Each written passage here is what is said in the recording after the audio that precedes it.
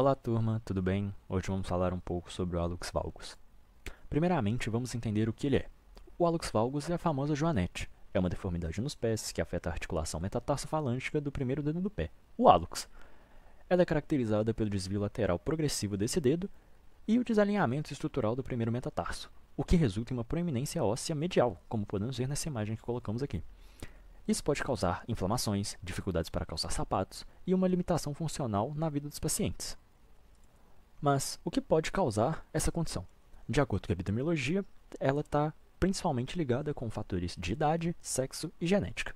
Ela é uma condição altamente prevalente na população geral e tem uma tendência de aumentar a prevalência com o decorrer dos anos, visto que cerca de 23 a 35% da população adulta é diagnosticada com esse tipo de condição. Já nos idosos, a partir dos 65 anos, essa prevalência chega a ser superior aos 35%. Também temos a questão do sexo, pois as mulheres têm 2 a 3 vezes mais presente de hallux valgus do que os homens. E também temos a questão da genética, pois eles são mais presentes em regiões do mundo como a Ásia e a Oceania, seguido da Europa e América do Norte, sendo menos frequente na África. E como é feito o diagnóstico dessa condição? Para que seja possível diagnosticar, é necessário fazer uma boa anamnese e um exame físico completo para você poder detalhar e confirmar esse diagnóstico. Para a confirmação mais específica, utilizamos o método do raio-x. Na anamnese, o médico deve investigar com a presença de dor, inchaço, rigidez na região do hallux, além de se atentar ao histórico familiar dos pacientes e seus hábitos de vida. Já no exame físico do pé, o médico deve procurar por deformidades, vermelhidões e calosidades.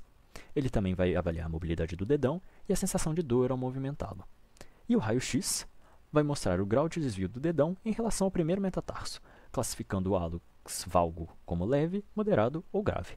Leve em até 30 graus é dessa diferença do desvio do dedão, moderado menor que 40 graus e grave acima de 40 graus. Como é feito o tratamento dessa condição? O tratamento pode ser conservador ou cirúrgico. A primeira recomendação é que o tratamento seja feito de maneira conservadora e apenas seja evoluída para o tratamento cirúrgico pacientes que tenham dor ou prejuízo na função muito intensa, ou que o tratamento conservador não deu certo. O objetivo do tratamento é, obviamente, resolver a dor, retificar as deformidades e melhorar o conforto do uso de calçados, melhorando o funcionamento diário desses pacientes. O tratamento conservador inclui o uso de palmilhas ortopédicas, sapatos largos e acolchoados, uso de talas, fisioterapias e anti-inflamatórios. Esses métodos são usados para aliviar a dor e retardar a progressão dessa condição até certo ponto, porque a posição do hallux pode ser alterada como um efeito duradouro, apenas quando o desenvolvimento esquelético ainda não está completo. Uma vez atingida a maturidade esquelética, o tratamento conservador não irá mais melhorar essa condição. Mas mesmo não podendo melhorar, ele ainda pode ajudar a aliviar a dor.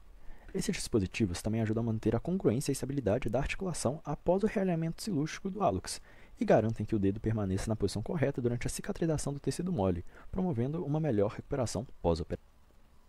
Para o tratamento cirúrgico, nós vamos falar primeiramente da osteotomia de Chevron, que é utilizada em casos leves e moderados, quando a angulação intermetatarsal é inferior a 15 graus. Ela é realizada uma pequena incisão de 3 a 5 cm na lateral do pé sobre a articulação metatarso-falângica, o que expõe a cabeça do primeiro metatarso, e realiza-se um corte em V, que é de onde vem o nome dessa técnica, que é o Chevron. Com esse corte ocorre o deslizamento lateral da parte distal do metatarso para realizar a correção. Parafusos ou pinos são colocados para estabilização e a pele é fechada e é utilizado um curativo compressivo para ajudar a manter essa nova posição. De um período de 4 a 6 semanas, todo tipo de carga é estritamente proibido. Após essas 4 ou 6 semanas, pode-se fazer a utilização de sandália pós-cirúrgica e uma carga parcial pode ser utilizada. O retorno das atividades normais é realizado após umas 7 ou 8 semanas. Quais são as vantagens dessa técnica? Por ser realizada uma pequena incisão, ela gera menos dano tecidual, além de preservar a mobilidade da articulação metatarso-falângica durante esse processo. A recuperação dela é mais rápida entre as técnicas que vamos abordar, mas ela tem uma baixa eficácia em casos graves e pode se tornar recidiva ao longo do tempo. Para casos moderados ou graves, é utilizada a osteotomia de Scarfe, onde a angulação intermetatarsal está entre 15 e 20 graus. Nessa técnica ocorre uma incisão de 5 a 8 cm na parte medial do pé e é feito um corte longitudinal no primeiro metatarso com formato de Z, daí o nome Scarfe. Esse corte vai permitir um maior deslocamento da parte distal do metatarso e ocorre o reposicionamento do osso e alinhamento.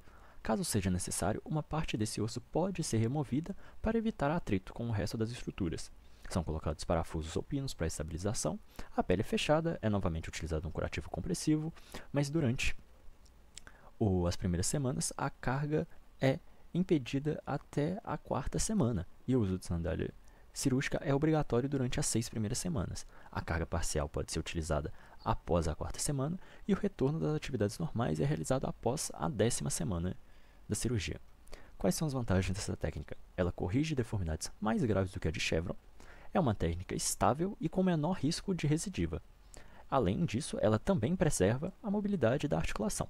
Porém, ela tem um tempo de recuperação maior do que a de Chevron e pode provocar dor residual, pois ela tem uma maior manipulação óssea.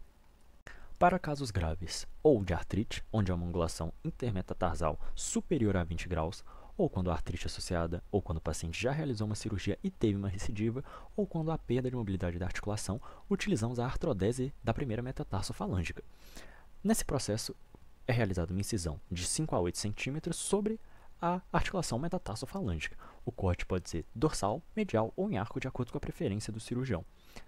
Dessa forma, ocorre a abertura da cápsula articular e a cartilagem articular da cabeça do primeiro metatarso e da base da falange proximal são removidas. Então, os osteófitos, que são o crescimento ósseo anormais que podem estar presentes, e os tecidos fibrosados são removidos para lapidar a superfície óssea e garantir um melhor contato entre essas estruturas. Para a cicatrização, são colocados alguns parafusos junto de placas de compressão. Esses parafusos podem ser colocados separados ou com auxílio da placa de compressão. Por fim, a pele é fechada e é utilizado um curativo compressivo para manter essa nova posição. A carga inicial ela é proibida até a 6ª semana, onde é iniciada um processo de carga parcial com o auxílio da fisioterapia. Esse processo dura em torno de 6 semanas, então ele ocorre entre a 6ª e a 12ª semana.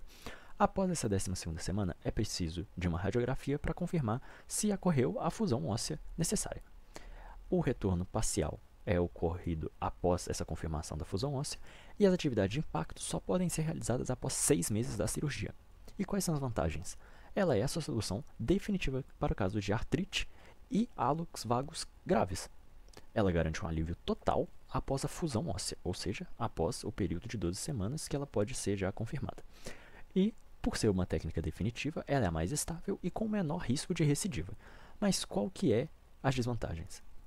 É a perda da mobilidade da articulação metatarso-falângica, pois nela você remove essas cartilagens articulares e requer um extenso período de recuperação. E quais seriam as principais complicações que o hálux valgus pode causar? Ele pode resultar em diversas complicações que comprometem a qualidade de vida do paciente, podendo trazer uma dor e inflamação crônicas, e após a pressão exercida do desalinhamento dos ossos pode levar a uma inflamação da bursa, uma estrutura cheia de líquido que protege essa articulação, causando uma dor e inflamações crônicas que vão durar uma grande quantidade de tempo. Segundo, uma deformação secundária dos dedos adjacentes. Com a progressão do hálux valgus, é comum que os outros dedos do pé também sejam afetados.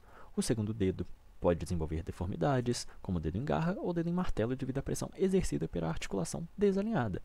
Também pode gerar metatarsalgia, que é a dor na região anterior do pé, pois o deslocamento da carga plantar vai causar um desalinhamento do primeiro metatarso, gerando dor nessa região anterior. Como quarto, temos um desenvolvimento de artrose, que é o desalinhamento crônico da articulação, que pode levar ao desgaste da cartilagem articular, resultando em artrose na região metatarso-falângica. O quinto seria a dificuldade de utilização de calçados, pois há uma deformidade no formato do pé, alteração na marcha e postura, pois o pé vai estar deformado, então ele vai adulterar a maneira com que a pessoa tem a postura dela e a maneira com que ela anda. E os riscos cirúrgicos, que são infecção, rigidez articular e recidivas. Aqui estão as nossas referências.